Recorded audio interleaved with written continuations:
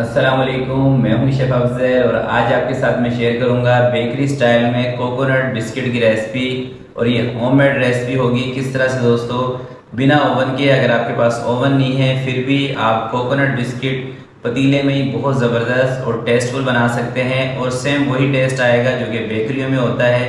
वही रेसिपी होगी मगर आपको कम क्वांटिटी में बनाना सिखाऊंगा ताकि आप आसानी से अपने घर में ये रेसिपी ट्राई कर सकें। तो रेसिपी बहुत ही आसान और फटाफट बनने वाली है। तो चलते हैं आज की रेसिपी की तरफ और इसको बनाना स्टार्ट करते हैं। बिस्मिल्लाहिर्रहमानिर्रहीम। तो सबसे पहले एक पतीले के अंदर नमक ऐड करके और इसको चूल्हे के ऊपर रख देंगे, बिल्कुल दम वाला फ्लेम करके।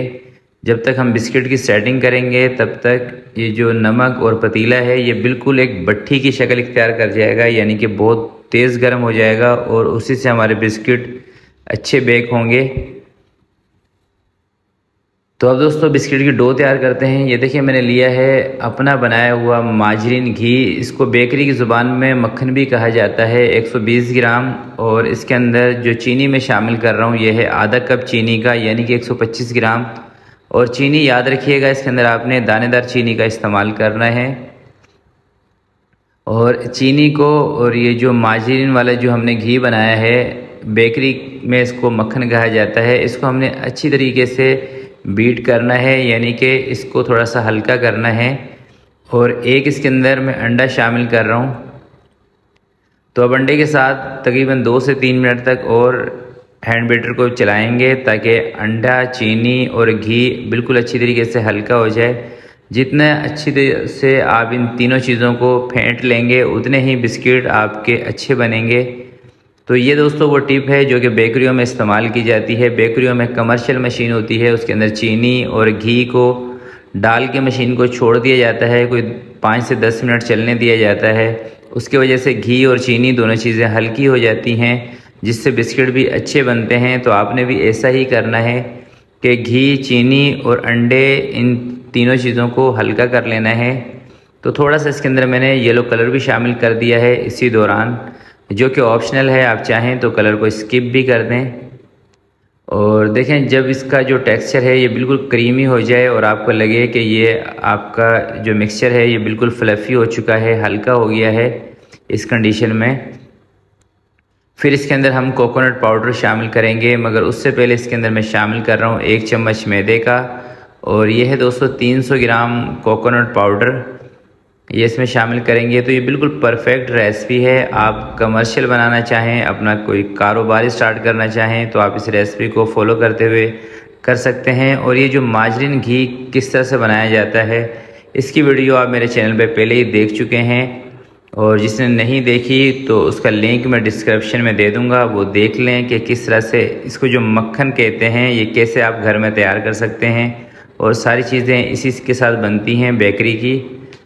तो डो दोस्तों हमारी रेडी हो गई है। अब अगर आप चाहें तो इसको सांचे के साथ बना लें, मगर मैं आपको बहुत ही आसान तरीका बताऊंगा आज ये बिस्किट बनाने का। और ये वो लोग भी बना सकते हैं, ये ख़ासकर रेसिपी मैंने उनके लिए बनाई है जिनके पास ओवन नहीं है, या जो बहुत जिन्होंने अभी अभी कुकिंग शुरू की है, कुकिंग बेकिंग, तो वो लोग भी आसानी से इसको बना सकेंगे। बस आपने जो जो चीज़ें मैंने इसमें शामिल की हैं उन चीज़ों का ख्याल करना है और उतनी चीज़ें ही इसमें लेनी है।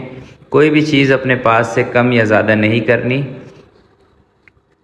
तो इस तरह से देखें मैं हाथ की मदद से ही इनको बना रहा हूँ छोटे छोटे खूबसूरत से। और अगर आप कटर की मदद से बनाना चाहें तो वो उससे भी बना सकते हैं।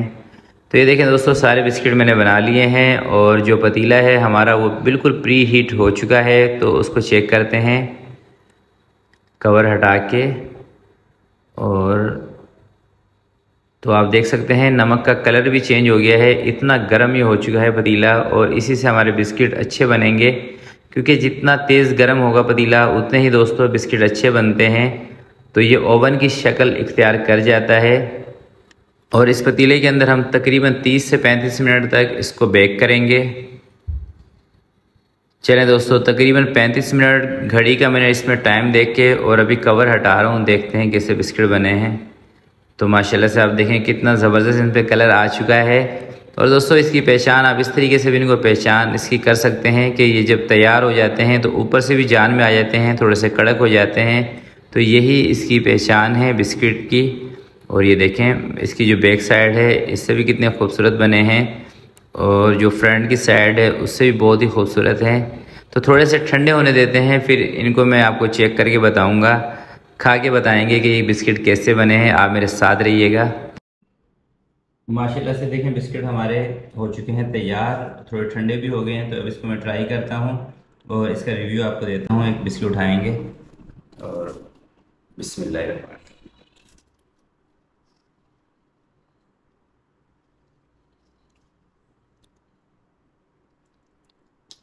सबसे पहले ये देखें इसका जो बीच है इसमें जाल भी है, ऊपर से भी इसके जाल है, और जितना ये ऊपर से क्रिस्पी है उतना ही अंदर से भी क्रिस्पी है।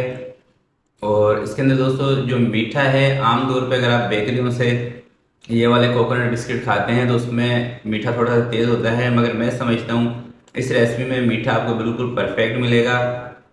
और कोकोनट का जो टेस्ट है वो भी इसमें एक ज़बरदस्त आ रहा है। तो मीठा भी बराबर है, कोकोनट भी बराबर है, और ना ज़्यादा जैसे कि बहुत ज़्यादा घी या ऑयल इसके अंदर आ जाता है, वो चीज़ भी नहीं है। तो बहुत ही ज़बरदस्त परफेक्ट रेसिपी है, और बिना ओवन के आप इसको पतीले में बना सकते हैं। तो ज़रूर ट्राई कीजिएगा और मुझे अपनी दुआओं में याद रखिएगा। आज की वीडियो के लिए इतना ही, मिलते हैं किसी नेक्स्ट वीडियो में। तब तक के लिए मुझे दीजिएगा इजाज़त। अपना बहुत सारा ख्याल रखिएगा, अपने वालिदैन का ख्याल रखिएगा। अल्लाह हाफिज़।